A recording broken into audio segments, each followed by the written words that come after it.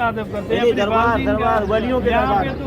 अरे भाई वलियों के दरबार, अदब का मकाम। अबे दाढ़ी हिंदुओं के जैसा है, कपड़ा तुम्हारा घर मुस्लिम के जैसा है, ये कौन सा अदब कर रहे हो? दोस्तों, हिंदू धर्म में तो आप लोगों ने कई सारी जातियों को देखा होगा और हो सकता है कि आप भी किसी न किसी जाति से ताल्लुक रखते हो, लेकिन जब बात मुसलमानों की आती है तो उसमें एक ही धर्म को मानने वाले दो अलग अलग समुदाय मौजूद हैं।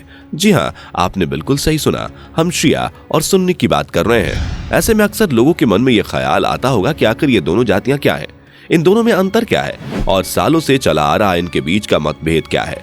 तो दोस्तों, इस चीज को जानने के लिए वीडियो के बिल्कुल अंत तक बने रहिए, क्योंकि इस वीडियो में आपके सभी सवालों का जवाब विस्तार से दिया गया है, जिनमें से कुछ पॉइंट्स तो ऐसे हैं जिन्हें सुनकर आप पूरी तरह से हैरान हो जाएंगे। दोस्तों, शिया और सुन्नी मुसलमानों के बीच का ये जो मतभेद है, ये केवल राष्ट्रीय स्तर पर सीमित नहीं है, बल्कि पूरी दुनिया में ये दोनों एक दूसरे का विरोध करते हैं। अब आप सोच रहे होंगे कि आखिर इस विरोध का असली कारण क्या है, तो हम आपको बता दें कि इनके बीच का यह विवाद अभी का नहीं, बल्कि तब का है जब पैगंबर मोहम्मद इस दुनिया से रुखसत हुए थे। असल में पैगंबर मोहम्मद ने अपने चले जाने के बाद किसी को भी अपनी जगह पर उत्तराधिकारी या फिर कह लीजिए प्रमुख नहीं रखा था।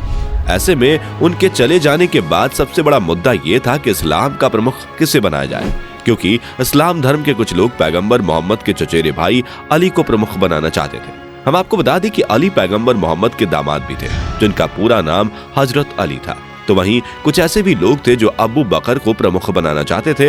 ऐसे में दोस्तों, जो समुदाय अली को प्रमुख बनाने के समर्थन में था उसे शिया कहा जाता है, और जो समुदाय अबू बकर को प्रमुख बनाने के समर्थन में था उसे सुन्नी नाम दिया गया।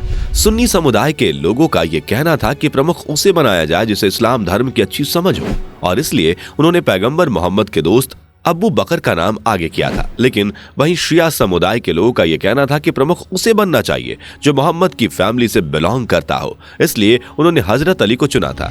और दोस्तों, यही वजह है कि आज दुनिया का सबसे बड़ा धर्म दो गुटों में बढ़ चुका है। ये विवाद काफी लंबा चला और अंत में अबू बकर को खलीफा बना दिया गया, जिस कारण शिया काफी नाराज हुए, क्योंकि वो अबू बकर को अपना प्रमुख नहीं मानते थे। हालांकि अबू बकर के बाद हजरत अली को खलीफा माना जाता तो ये विवाद थोड़ा बहुत थम सकता था, लेकिन नहीं, अबू बकर के बाद उमर और उस्मान को खलीफा बनाया गया और चौथे खलीफा के रूप में हजरत अली को खलीफा घोषित किया गया। दोस्तों, शिया मुस्लिम अपने खलीफा की गिनती हजरत अली से ही करते हैं, और उसके पहले जितने भी खलीफा थे ये उन्हें नहीं मानते और अपने प्रमुख नेता को खलीफा की जगह इमाम का नाम देते हैं, जबकि सुन्नी अपने प्रमुख को खलीफा का नाम देते हैं और हजरत अली को चौथे खलीफा की उपाधि देते हैं। दोस्तों, मोहम्मद के समय में सभी मुसलमानों का एक मत था, इसी वजह से एक बहुत ही बड़ा साम्राज्य स्थापित हुआ, लेकिन उनकी मृत्यु के बाद सभी की सोच अलग अलग होने लगी।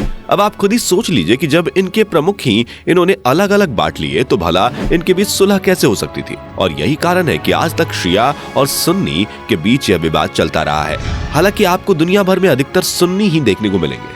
अब एग्जैक्ट तो नहीं पता, लेकिन अनुमानित तौर पर 87 से लेकर 90% मुसलमान सुन्नी समुदाय से ताल्लुक रखते हैं, तो वही बचे मुसलमान शिया के रूप में जाने जाते हैं। दोस्तों, ईरान और इराक दो ऐसे देश हैं जहां पर आपको सुन्नी से ज्यादा शिया देखने को मिलेंगे। हालांकि इसके अलावा भारत, पाकिस्तान, अफगानिस्तान, कुवैत, कतर, तुर्की और सऊदी अरब जैसे कुछ और देश भी हैं जहां पर शिया मुसलमान पाए जाते हैं। बाकी आपको दुनिया भर में जितने भी देश मिलेंगे वहां पर अधिकतर सुन्नी मुसलमान ही हैं। आप शायद ना माने, लेकिन शिया और सुन्नी दोनों ही अलग अलग त्योहार मनाते हैं। जी हाँ, इस्लाम के प्रमुख त्योहारों को छोड़कर, जैसे कि रमजान, ईद और आशूरा के अलावा शिया और सुन्नी के बाकी सारे त्योहार अलग अलग हैं। असल में दोस्तों, हुसैन हजरत अली के बेटे थे, जिनका कत्ल यजीद ने किया था और फिर खुद को खलीफा घोषित कर दिया था। असल में दोस्तों, यजीद बहुत ही ज्यादा खूंखार था और गैर इस्लामिक काम करता था, और वो चाहता था कि हुसैन उसके साथ हो जाएं, लेकिन हुसैन ने उसका साथ देने से मना कर दिया।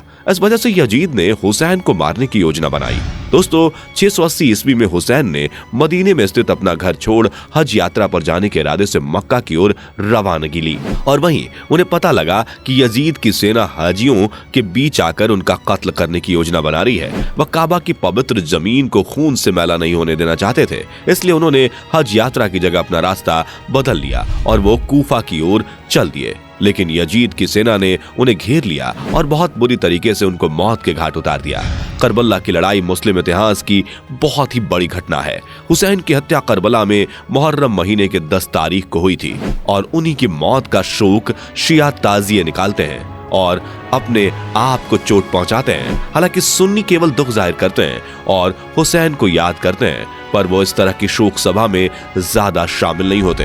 दोस्तों, शिया और सुन्नी हुसैन की मौत का आरोप एक दूसरे पर लगाते हैं और इनके बीच मतभेद का एक बड़ा कारण ये भी है। हालांकि पिछले कई समय से इनके बीच के मतभेद को समझने की कोशिश की जा रही है, लेकिन जिस तरह हिंदू मुस्लिम के दंगों में ये लोग एक दूसरे के धार्मिक स्थानों पर दंगे करवाते हैं, ठीक ऐसा ही मुस्लिम शिया और सुन्नी भी करते हैं, जहां ये दोनों एक दूसरे के धार्मिक विश्वास को ठेस पहुंचाने के लिए इस तरह के दंगे करवाते हैं। इसलिए यह लड़ाई थमने का नाम नहीं ले रही है। तो दोस्तों, हमें पूरा विश्वास है कि आपको शिया और सुन्नी के बीच का यह अंतर समझ में आ गया होगा। बाकी आपका इस पर क्या कहना है, हमें कमेंट करके जरूर बताइएगा। और इस तरह के और इंटरेस्टिंग वीडियोस को लगातार देखते रहने के लिए चैनल को सब्सक्राइब करना बिल्कुल भी ना भूलें।